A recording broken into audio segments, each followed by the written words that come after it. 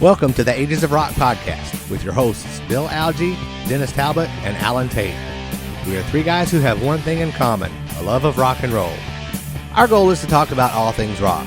We hope you find this show intriguing, funny, and occasionally highly opinionated. Enjoy! Hey folks, this is episode 203. This week we have my friend Jason Lee McKinney on to talk about his band's upcoming album. But before we do that, same old shit. What you got, Dennis? Oh, not the same old shit. Not the same old That's shit. funny shit right there. It's all good stuff. It's the same old shit. Oh, let's see how many other people announced that they're going to be on tour this summer. Let's see. Well, one that's not going to be on tour is Ozzy Osbourne. Ozzy Osbourne. I think if you have not seen Ozzy and you waited around to see him, I don't think it's going to happen. I really don't. I'm glad I went 2 years ago. I feel really good about that. I've seen him twice. A friend of mine, Craig Osborne, who lives in California, he's had tickets that he. What are you doing, Wendy's? Alan and I both have a thing for redheads. Yeah, and you know what? Look below her head. It says "Mom." Did you ever notice that? Yes, I noticed that. Also, speaking of Excuse me? speaking of stupid logo things, the next time you look at the Little Caesars dude, notice Right. the embroidery on his toga or whatever it is. It's an L and a C. Really? I noticed that the other day. Huh. And that's it for your useless. Oh, and they're building a new thing in Newburgh here, right across the street from where I live, or down the street from me. Guess what it's going to be? Popeyes. Fucking Popeyes. Yes, I hate Popeyes. Popeyes is good. Well, just because you hate Popeyes don't mean there can't be one in the What do neighborhood. you mean you don't like? How do you not like Popeyes? Put a Long John Silver's in or something. Oh, good See, God. now I would rather have a Popeyes. Long John Silver's. I've had Popeyes one time and it was terrible. And You did not have Popeyes and it was terrible. And this was concludes our episode on restaurant reviews and Somebody has logos. cracked, smoked. No, anyway, so Ozzy is not going to be going out. What do you think about Hey, we went off the rails on that one. Yeah. What do you think about KK Priest? I think that's going to be kind of cool, and I'm kind of disappointed that Tim didn't talk about that when he was on our show. Yeah, we got to call him and go, hey, Tim, you want to come back on the show and share some news? Yeah. From the comments that I seen on the people that posted it, there's a lot of haters out there. A lot of people are going to hate. And I'm going to go back to what I say all the time. People will say what they want because they're behind the safety of their telephone screen or their computer keyboard. If they were face to face with any of those guys, I seriously doubt they would say anything because they'd probably get popped in the fucking mouth. Oh, there wasn't nobody. I mean, Dennis sucks. We wouldn't say that right at him, but we would say it. No, the only shit that it was given to was to KK, and everybody, was basically this. Yeah, whatever. Fuck KK and fuck this and fuck He this. has his right. He has as much right to that music as they do. Yeah, I do. I think so too. So, is the plan for them just to go out and basically do a pre-show? Is that? I didn't even read into the thing, so I don't know. I just caught a blurb. A blurb. Bill, did you get any albums this week? Nope. No vinyl? Mm-mm. Nope. I went shopping yesterday to 2 Indianapolis shops and got nothing. Wow. Didn't even pick anything up and dry think about it. It was like dry well, huh? No. Yeah. It was I'm going to get a new album sometime this year. Oh, you are? I bought one today, but That Doobie Brothers concert, for every ticket that you buy, you get a CD. Oh, really? So I'll have at least one album this year. can I get vinyl instead of CD? Do I get the option? I don't think they're going to give you the option. I don't know. All right.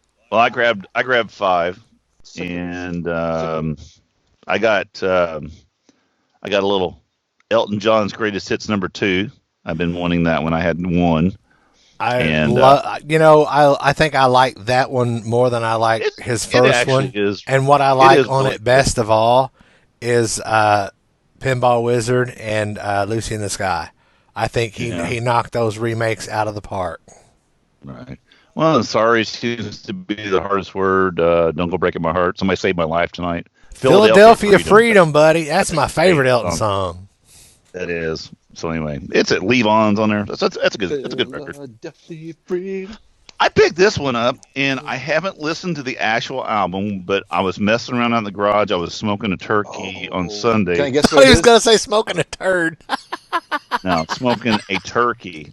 And it's just hard to bring my record thing outside. So I listened to the album on Spotify. What a fantastic album! Well, it's not meant to work. Daryl Hall and John Oates, Abandoned Luncheonette. This is her second album. It has She's Gone on it. But I'm telling you what, that is a fantastic album. I mean, it's dated. What else is on there? She's Gone. So it's an EP, is that what you're saying? It's like a one-song single, 12-inch single? I'm just a kid. Don't make me feel like a man. Laughing Boy, She's Gone. Las Vegas Turnaround. It's called the Stewardess song. Had I Known You Better. Lady Rain. When the Morning Comes. Abandoned Luncheonette. And Every Time I Look at You. Okay, well, never mind. But it is a fantastic album. I really enjoyed it. It was like one of those just kind of different things. Now, does that Finally Every Time got it. I Look at You sound anything like a Kiss song off of the Revenge album? It does not. It doesn't. Huh. I picked up a really nice copy of Grease. I've been wanting this for a long time, so I finally found it, and I got it for $5.50. So I mean, I felt pretty good about that. She's hot. Yeah. Oh, she is. She's super hot. Oh man, I love this. Carpenter's The Singles. Here we go. 1969 to 1973. That is a great album. It's got all the good shit on it. We Just Begun, Top of the World, Ticket to Ride, Superstar, Rainy Days and Mondays. Should I go on? Nope. Anyway, and then I picked up, and I don't know why. I'm not a huge fan, but every time I see one of their records, I'll go ahead and pick it up because I just want to kind of do my collection. And this album, Who Sell Out? It was one of these ones that I was looking one time on. They had a deal about what are the most expensive albums because of, either they made them wrong or did something wrong with them. This was one of those albums. Really? But I picked it up for, I pulled the sticker up. I picked it up for $5. I had no idea. But one thing it's got on here that's decent, it has, but it's kind of it's a nice old record. I Can See for Miles. So, it's an older Who. But anyway, I thought it was kind of cool. So it makes my collection a little bigger. That's it for this week. That's about all you can say. That's it for Rump. I'm done with that one. Trying to think what else happened this week. Trying to sell my console stereo because it takes up too much space. And I really don't want to play my records on it because the needle's not perfect. I don't want to I play my old shit. Needle. But it's so big, and I bought a 72 bottle wine rack. I need room for it, so I got to put because I'm into wine now. So wait a minute. So you're afraid your needle's not sharp enough, Right? but it's too big, but you bought a big rack. I am so confused. You're reading into that. This You're episode's reading going. into that. No, I don't know reading what you're into that talking about. way This too is much. crazy. Sounds like he's talking about Hooters and hot dogs. I don't know what's going on. You must.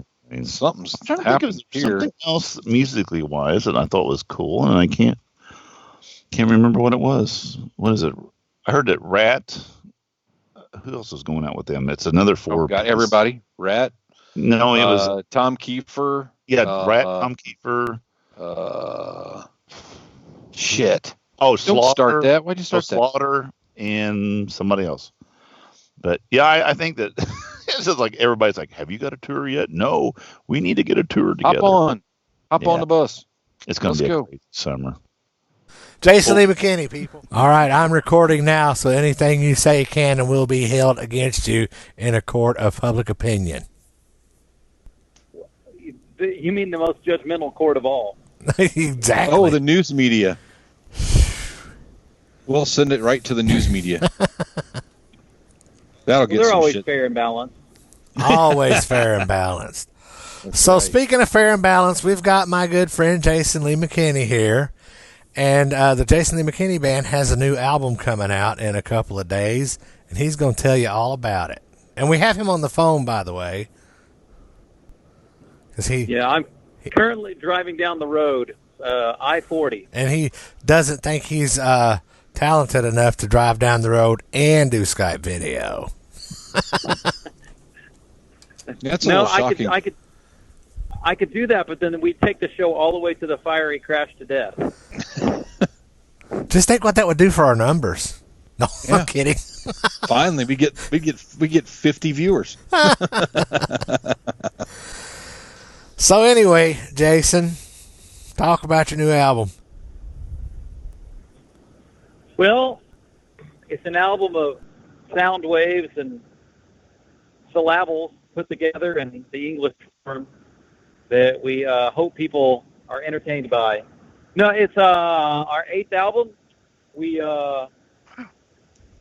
recorded it in Mississippi, Coldwater, Mississippi, down at Jim Dickinson's place, the Zebra Ranch, which Dylan recorded there, and North Mississippi All-Stars does all their stuff there. And, we just kind of the same as it ever was, if I can quote the Talking Heads, as far as like we did it all live in a room. And but it is the first album of new material since Sacred Southern Soul back in 2017. We did a live album in 2018, but that wasn't new material. So it's really the first album of new material in 3 years. So it's good to finally get some new stuff out there. Are you following up with some shows? We are doing some album release shows coming up in a few weeks. We're doing one in Evansville, Indiana at Boca Lounge, we're doing one at Lafayette's Music Room in Memphis, and then we're doing one in Nashville. We're not playing much in March, but starting in April, we start the regular tour cycle, rinse, repeat. We'll be touring from April throughout the end of the year. Any indie dates? No, not right now, I don't think. We're going to be in Michigan City, and I think we got some talks going on for a festival in Valpo. And I think the closest we're talking with is Westfield. We did their 4th of July, their Independence Day stuff, and we might do that, which I know that's not indie proper, but... No, that's close. That's close. We'll take that. Hopefully get the work. So that's... both the keyboard player and I both have family that live up there. Cool. Nice. So what's the record like this time? Is it similar to the other stuff, or you have some new vibe, new inspiration? It's Death Polka. I'm going to tell you right now, Jason stole that from me. I don't know if... Maybe, perhaps. Well, one night I was setting up, and as a matter of fact, I think it was for your band, but I was setting up down at one of the local establishments, and somebody walked up to me while I was setting the speakers and everything up and says, "What kind of music do they play?" And I said, "Death metal polka." Well, we're not sticking around for that. Well, no, I mean, it's always the same mix of stuff. We've always been influenced by blues, folk, soul, and Americana, and it's always a mix. Now, different albums can lean one more direction or more the other, but it's still the same mix. I mean, I would say this one probably leans more into our soul and blues side than maybe some of the others, but all the elements that have always been there are always there. I mean, nothing like, we paint with a broad enough brush that we have a lot of room to move within that. But at the same time, we're not going to so drastically change that it's not recognizable. That makes sense. Are there any artists that had any influence on you for this current album? Oh, you guys cut out. You there? Yeah. The question that any artists that had influences? I said, were there any artists that had influence on this album for you? I mean, once again, probably the same that I always have. I mean, there's obviously new people we dig. I mean, over the last few years, the whole band's gotten into Marcus King. He's phenomenal. He's awesome. Doyle Bramwell. But as far as like the influences, and it's everything from, old blues guys like Albert King and Al Wolf to, R&B stuff like anything that Nile Rodgers did. And obviously I'm a huge Prince fan. Anybody that knows me knows that. Going back to, Willie Nelson and, the Stones, and I would say we're, as far as influence goes, we're pretty 1970s based influence. A lot of our favorite music comes from that era, from the 70s. But we certainly have new artists we listen to, but I'm not sure they have as much of an influence because I would suspect that when you look at like a Marcus King or Joel Bramwell or Gary Clark Jr., the reason why there's similarities there is because the people they're influenced by are also our influences. So I would say there's contemporaries, but not necessarily anyone contemporarily that influences us. That makes sense. Speaking of Prince, I was going to ask you, which did you prefer, the Prince halftime show or the J-Lo Shakira halftime show? Well, with all due respect to the Latin female empowerment that a lot of people are really proud of, I would much prefer on a personal level to watch Prince's halftime show any and every day of the week. As soon as I saw it there, when Alan said, "Hey, we're going to have Jason Lee back on," I said, "I got a question." Because I can't speak. Go ahead. Go ahead. I said I can't speak for everyone, but my own personal preference would be to watch Prince's halftime show. Yeah, I would like to watch J-Lo during Prince's halftime show. There you go. There you go. I just thought it was funny whenever we were talking. Whenever you said you were going to be on, I was like, "Oh, I got a question." So there we go. Yeah, no, the Prince show. It's funny. There was a thing not long ago about that in, right after the Super Bowl, about which ones are the best, and somebody ranked the Prince show like the 5th or 6th best, and I'm like, seriously? He played in the rain. He played Purple Rain in the rain. Like, yeah. God was part of that. I don't know how. Seriously. Yeah, that was the only, and I kind of, one of the things I admire about that performance that a lot of people don't even notice is just how much he rolled with the punches. Like, I don't know if you know, the first time he switched guitars, and when he grabbed that new guitar, whoever the engineer is, I mean, God love engineers and their mistakes, but no offense, Alan. But the guitar, when he switched to it, was so freaking loud. It was overbearingly loud, if you notice. And he just sort of went with it and turned the volume down himself, and kind of played a little more sparse. And there was just a lot that went wrong that made it so brilliant and made it so right. Is he just rolled with everything that happened and made it a brilliant performance. And there is something magical about 80,000 people singing Purple Rain in the torrential downpour rain that I think was pretty amazing. And you could tell the other thing about there being brilliant, like when he grabbed his guitar, it being too loud, and you could hear at one point his mouth hit the microphone and you could hear it, make a sound. The other thing that makes that so brilliant about the halftime show is he was actually singing and playing, where almost no one is actually singing and playing, at least completely live. They may be singing along with recorded vocals, but he, I believe, was completely live, which I also think takes some big cojones as well. Yeah, I think that was the only way he agreed to do it. If I remember right, I think I remember reading an article back then that actually they'd been courting him for a couple of years, and the thing that he was holding out was he wanted to do a live segment, and there was this concern about, the 5-second delay and all this other kind of stuff. And he's like, I don't care if you 5-second delay it, but I'm not lip syncing.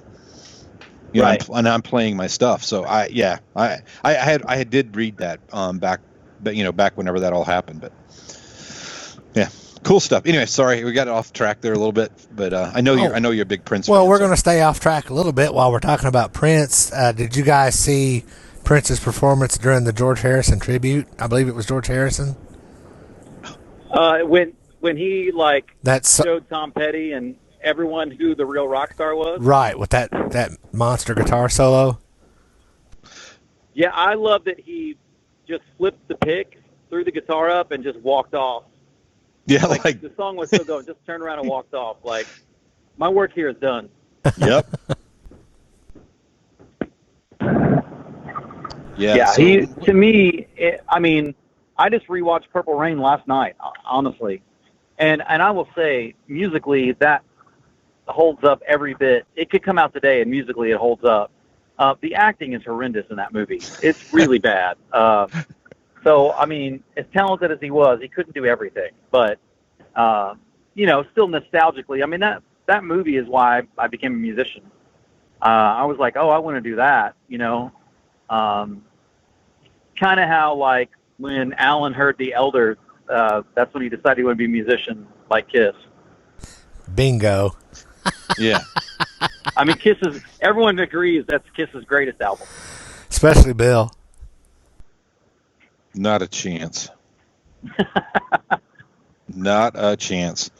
We watched that movie a couple weeks ago. It was on TV, and we watched it. And I remember when we went to it was back when we were in high schools when it came out, and I remember we went to see it, I think like 4 or 5 times. And after we got done watching, I'm like, that freaking movie was horrible. Yeah. I mean, why on God? I mean, the only reason we could have went 4 or 5 times was the music. That is the only reason why we could have went, because. Well, and to wash yourself in the waters of Lake Minnetonka. Yeah, something. I don't know. It was just like, wow, not great acting, but musically. No, not at all. That movie, I've heard it being equated to the 80s version of Kiss Meets the Phantom of the Park. Yeah, I would agree with that. I would agree with that. I would. Yeah, that's not too far off, I don't think. I would agree. The acting was pretty similar. What acting? Yeah, although I will say Prince was a slightly better actor than Ace Frehley. Yeah, I would agree. Yep. And of course, Peter Criss didn't do his own vocals in that movie. Oh, I did not know that. Yeah. Oh, yeah. His entire dialogue was overdubbed. Wow. Well, and if you watch close enough, you look at him, you can tell why it was overdubbed. I don't think you could get 2 syllables. Ow. It's crazy. Little trash. Well, I've seen that movie several times as well. I've only seen that movie once. Oh. I've only seen Purple Rain once too. Oh. And both of those just listen to the soundtrack. and both of those have been within the last 3 years. Oh, really? Really? Honest to goodness. I've seen bits and pieces of them for my entire life, but until recently, I'd never watched either one of them all the way through. And I probably never watch either one of them all the way through again. That's probably okay. Yeah. There's not a lot of great music movies out there. There just isn't. I mean, everyone went crazy for Bohemian Rhapsody, and I thought it was good, but I didn't think it was great. I thought the story was a bit campy, and the Elton John movie I didn't like at all. And I mean, there's just not a lot of great ones out there. I didn't like the Doors movie. I mean, there's just not a lot of them out there that hold up very well, I don't think. I saw recently a movie on Hank Williams Sr.'s life with Loki, Tom Hiddleston in it, and it was pretty rough. It was bad. I don't know what it is about it. I think one of the things that bugs me about it is I can always tell they're not actually playing, which kind of bugs me. Now, Walk the Line was awesome. That movie was awesome. That's a good movie. Yeah. Yep. Haven't seen that one either. There's just not a lot of them. Yeah. Well, one just popped in my head and I cannot think of it. Damn. Keep talking. It'll come to me. Yeah, I'm trying to think. I didn't think Rock and Roll High School was very good, but I think the budget was about $2,000 for that whole movie, so that wasn't awesome. I don't know what other. I'm trying to think what others are out there. Oh, remember the Bee Gees version of Sgt. Pepper's? Man, what a piece of actually, I have crap that. I have that soundtrack actually. The music's still great, but the acting, what Yeah. a piece of sludge that was. Yes. Oh, I know what I was What's thinking. Love got to do with it was really good. The Temptations movie miniseries was awesome. Temptations miniseries was really good. Oh, That Thing You Do is pretty good. That's not. I mean, that's a movie musical thing, but that was really good. I'll say the best one, and it's my all-time favorite movie. I think it's the greatest movie ever. It's fictional, but it's sure based on a lot of realities. Almost Famous. That's my favorite movie of all time. Yeah. I was just I've seen getting it ready to 60 ask times. you about that movie. I've seen it 60 times. I've got it memorized. What about Spinal I love Tap? that movie. Spinal Tap's great, but in a different way. You know. Well, even those of us who are only ever been in bar bands can totally appreciate the humor in that movie. Oh, I know Spinal Tap, absolutely. I know what movie I was thinking about. So Whiplash. Have you seen that? Yeah, that was all right. That was all I right. like that. I like that movie. That was a blues music movie. It's a good movie. I thought it was a good movie. I mean, nothing tops Crossroads. I mean, because the blues ain't nothing but a good man feeling bad. That's You guys true. know Crossroads? Oh, Ralph Macchio, man, the greatest guitar player to ever live. Okay. We have digressed. I mean, he ripped out on the blues, and then he pulled out classical and beat Steve Vai, who had sold his soul to the devil. I mean, obviously he proved right there. And Yeah. and he was dating Jamie Gertz in the movie. That right there proves something. Well, yeah, that's okay. Yep. Karate Kid didn't do too bad for himself then. He did not. Not too bad at all. Not too bad. We just discovered a TV series. It's an HBO series called The Deuce, and Ralph Macchio plays a detective in that series. Really? Which is funny because the premise of the series is a streetwalker turned into a porn star, We're only like 5 or 6 episodes in, but you know, not the kind of movie that you would expect the Karate Kid to be in, or a TV series rather. Right. Does he still look like he's 12? No, he's wrinkly. He still looks young, but he doesn't look quite that young. He might be 26 now. Oh, okay.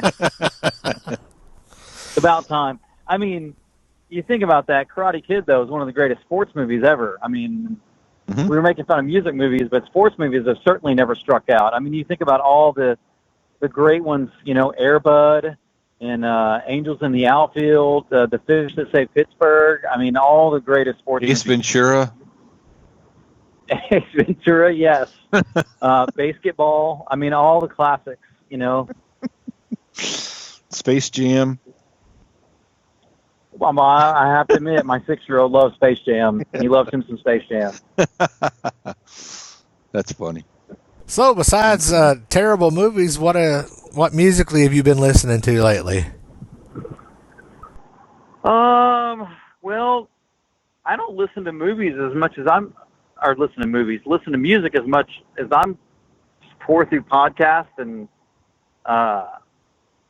philosophy books. I'm back in school getting a master's in philosophy, believe it or not. Good Lord. I just can't get enough. You ain't never going to be rich, boy. You got to keep paying for that school. I know. I spent a whole semester last year on Soren Kierkegaard, reading his entire catalog, as they say. But no, I mean, I'm like I said, I mentioned before, Marcus King I've been listening to a lot of. Still dig Gary Clark, Tedeschi Trucks. I mean, there's not been any real new bands. California Honey Drops is a great band I've been listening to. JJ Gray and Mofro. Yeah, just as far as new stuff, I discovered I've been kind of getting into gospel music, like not white gospel music, because, well, that just sucks. But for like black gospel, there's a new band called Nashville Life. Man, they're cool. Like, they have a Mr. Talk box on their stuff, so you got like the black gospel harmonies, and then you got a talk box going, like, you know, Rogers and Zapp. Pretty cool stuff. Yeah, that's the kind of stuff. I mean, like California Honey Drops, like I said, and then, you know, if you if you were to open up and say, what music have I been listening to lately, that opens it up a lot more because, you know, I've been on a big Otis Redding kick. Not that that's new, obviously, since he, you know, died a long time ago. But just going through his and trying to talk the band into covering Don't Let the Green Grass Fool You, which is a great kind of, it was an R&B hit, but it never crossed over into the mainstream. But, man, what a great song. What was the band you said, California something or other? California Honey Drops. That's what I thought. I think I'm remembering that name correctly. That's why we do this podcast, just so we can get new music to listen to. Yeah, man. They're pretty cool. They're not too shabby. There's a band called The Dip. They're really cool, too. And it's not like Copenhagen. It's like a different kind. I like the Skull Bandits. Blackberry Smoke? I listen to them some. I land more on the soul and R&B and blues side of things. And the Southern rock side? Yeah, that would be Billy Wright. I was going to say Billy's your Southern rocker. He is. And I 100% completely reject that moniker for our band. Oh. I don't think we're Southern rock at all, although he likes to tell people we are. About half the time just to annoy me. But I don't think that it's not that I hate on Southern rock bands. I don't think that's what we are. No, I don't think so. I think it's definitely more soul. I think you're right. Americana, soul kind of stuff. Yeah, I hope so. Otherwise, I'm not sounding the way I'm intending. So, not that there aren't elements. I mean, if you think about it, though, there are elements of Americana and soul and blues and Southern rock. So, I mean, I can see where someone would connect those dots, but I just don't think they connect all the way as far as Southern rock. I mean, I don't hear Whiskey Myers or Blackberry Smoke, as good as those bands are in us. I could go with hearing a little bit of Black Crowes, but that's because I think the Black Crowes leaned a little more towards the soul side than like a Whiskey Myers or a Blackberry Smoke. Oh, Whiskey Myers has a good name to it. They do. Billy Wright just wants to be in an Allman Brothers tribute band, so that's what he wishes we were. Tell him I said eat a peach. There you go. Well, getting back to your album, how many songs are on the new album? There are 10, nice and tight. 10 songs. That is opposed on one to record? Huh? On one record? Yep, 10 songs, as opposed to Sacred Southern Soul, which was 15 songs, and Play Something You Believe Volumes 1 and 2, which is 18. So we definitely trimmed it back, this record. And honestly, the songs on this record are much shorter. One of the things I wanted to do was, I love the kind of certain sides of like the jam band vibe, not like the Grateful Dead or, Fish. I don't really dig that sort of jam band stuff. Even like Humphreys McGee or even like, Scary Pockets or some of that more like Lettuce, more of the groove sort of jam band stuff. I always love the music with those bands. Or even to get like into old funk like Parliament, Funkadelic. I love the grooves and the songs, but I wondered if they lose some of their audience just by the sheer length of the arrangements and how long those songs are, and how the solos at a certain point I feel like can get a little bit masturbatory, and you're not really playing for anyone but yourself at that point. So I wondered, like, what if there was like jam band vibes but in really tight 3.5 minute arrangements. So that's one of the things I kind of did. I tend to approach albums by setting parameters, and I think it makes you more creative by deciding what you're not going to allow yourself to do. Otherwise, my personality, I can kind of wander all over the place. I can dig that. Your challenge for your next album is to get the jam band vibe, but to do 2-minute songs like the Ramones. There you go. Ironically, we're already comping and mixing our next record. That is awesome. Well, before we get to your next record, what's the release date of this coming record? It's going to be the 21st of February. That's like in 3 days. It is, yep. 3 days. That'll be the day after this. That's airs, right. This goes out on Thursday. We are right on the money. Right on the money. Well, Yeah. we kind of, Jason and I kind of planned that. We You didn't did. have to tell people that. They could have just thought we were just awesome and timing was perfect. They know. They know better. Our listeners know. We don't. Jason, you're talking about influences and stuff like that, and the that's why I like Midnight in Memphis so much. That song, the groove to that song, that's my favorite song you guys do. Oh, man. Thank you. I the don't know that anyone's ever said that, but I appreciate that. I love that song. And the only time I ever could have heard it, you had played it right before I got there. It was the song. It was the song right before we got into the venue. Man, you should have let me know. I remember that venue. I think most people were lubricated enough that by the end of the night we could have played it again and no one would have. Probably could have. But I remember asking the person that was working the merch thing. I said, "They played Midnight in Memphis yet?" And she goes, "Are you kidding me?" And I go, "No." And she goes, "They just finished it." And I'm like, "Are you shitting me?" You gotta be kidding me. That just means you got to come see us again at some point. Yeah, I have to go to Evansville or something. Oh, Westfield. I'll go to Westfield. Yeah, we played there a couple of years ago, though, 4th of July, and it was 107 degrees on their football field. And we got the pleasure of playing right as the sun was going down, and we were facing the west. So. Yeah, well, if that's the case this year, you will not see me. That probably still wasn't as hot as when you went overseas, though, was it? It was not as hot as Djibouti or Qatar. I can understand that. Not nearly as hot as nor as sandy as Kuwait. Woo. Well, thank you for your service to our your service to our servicemen and women. Man, it was a phenomenal experience. And women for sure. Yeah. Yeah, if you guys do that again, I think I'm going to tell Benny I get to go this time. And then while I'm in the hospital recovering from Benny beating my ass. Yeah. Benny got his directorial debut in a video that premiered on American Blues Scene. That is awesome. Benny's a good dude. They premiered Blues in Bahrain, and it's just all it is footage that we took over there. And so Benny put it together, and the label liked it, and Benny's now a director. I keep teasing him, and the Oscar goes to. I should just send him a text right now that says, "And the Oscar goes to Benny," with no explanation. Oh, he'll know. So where can our listeners find your new album? Oh, it'll be all the usual suspects: Apple Music, Amazon, Spotify.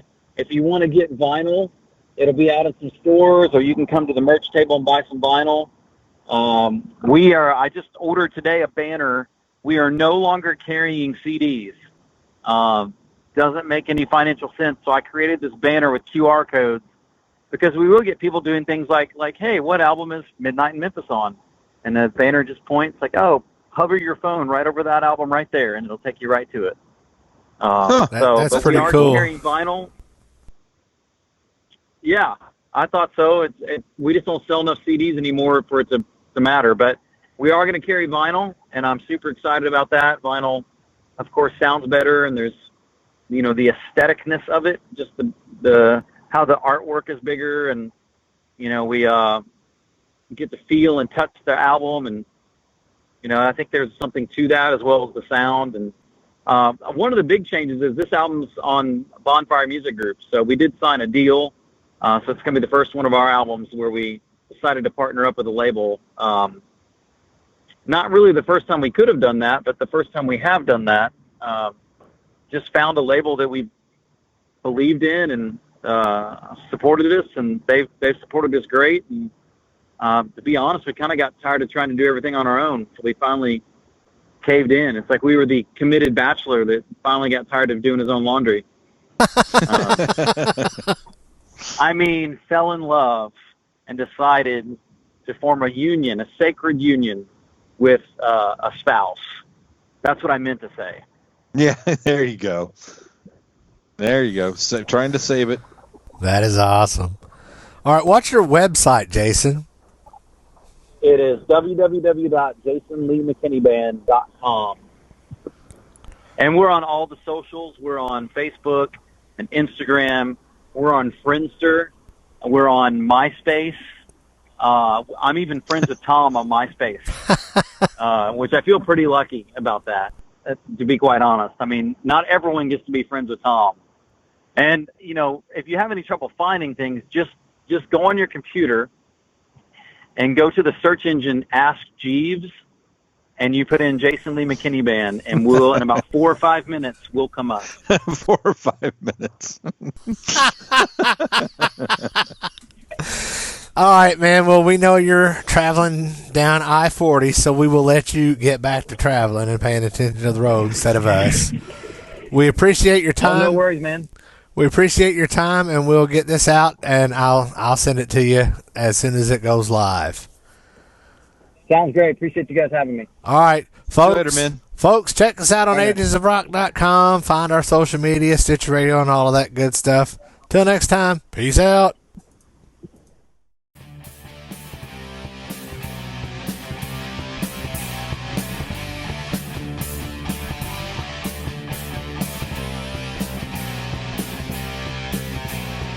Thanks for listening to the Ages of Rock podcast.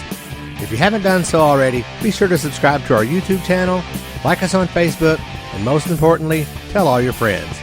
Remember, you're never too old to rock. Until the next episode, peace out, folks.